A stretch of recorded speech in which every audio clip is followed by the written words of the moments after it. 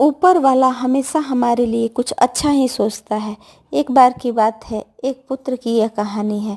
वो अपने पिता के साथ रहता था, पढ़ने में बहुत तेज था और वो पढ़ाई इतने मन लगा के किया करता था कि वो हमेशा A1 होता था, रिजल्ट भी A1 लाता था, हर चीज़ में वो बहुत अच्छा था, जिससे उसके पिता उसको बहुत प्यार किया करते थे।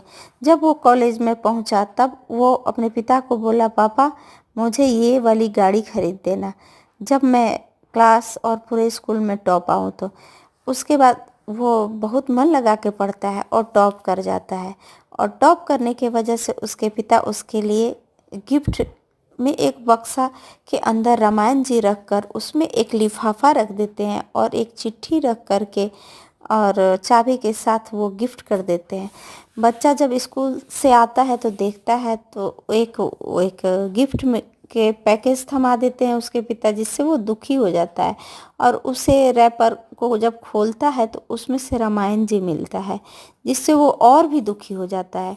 और बच्चा दुखी होने के कारण सोचता है कि पापा ने बोला क्या था और दिया क्या है, और पूरा अंदर खोलता भी नहीं है रामायण को, और वो सोचता है कि अब मैं पापा को छोड़ के जाऊंगा और अच्छे से पैसा कमाऊंगा, कमा के मैं जो गाड़ी इनसे मांग रहा था वही गाड़ी खरीद कर तब इनके घर वापस को आऊंगा। और ऐसा सोच करके वो कुछ दिनों में वहाँ से चला गया और रामायण उसी मेज पर छोड़ दिया अपने रूम में।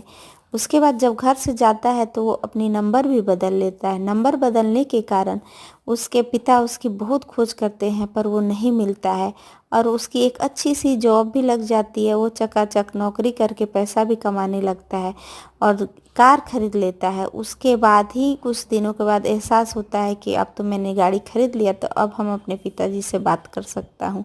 और बात करने के लिए फ़ोन करता है तो वो उसके घर में उसके नौकर को फ़ोन उठाता है और नौकर कहता है कि आपके पिता तो 10 दिन पहले ही यहाँ से निकल गए ऊपर धाम को।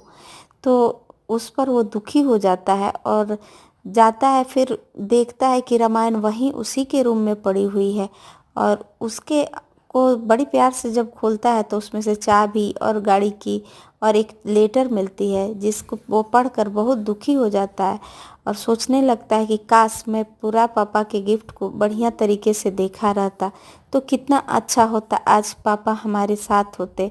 वो मेरे गम में, माँ तो पहले ही चल बसी थी, अब पिता भी मेरे ऊपर हाथ साया नहीं रहा उनका। तो ये कहानी आप सबको कैसी लगी? अगर अच्छी लगी हो तो लाइक शेयर ज़रूर से करिएगा। मिलते हैं इसी तरह की प्यारे वीडियो के संग। ऊपर वाला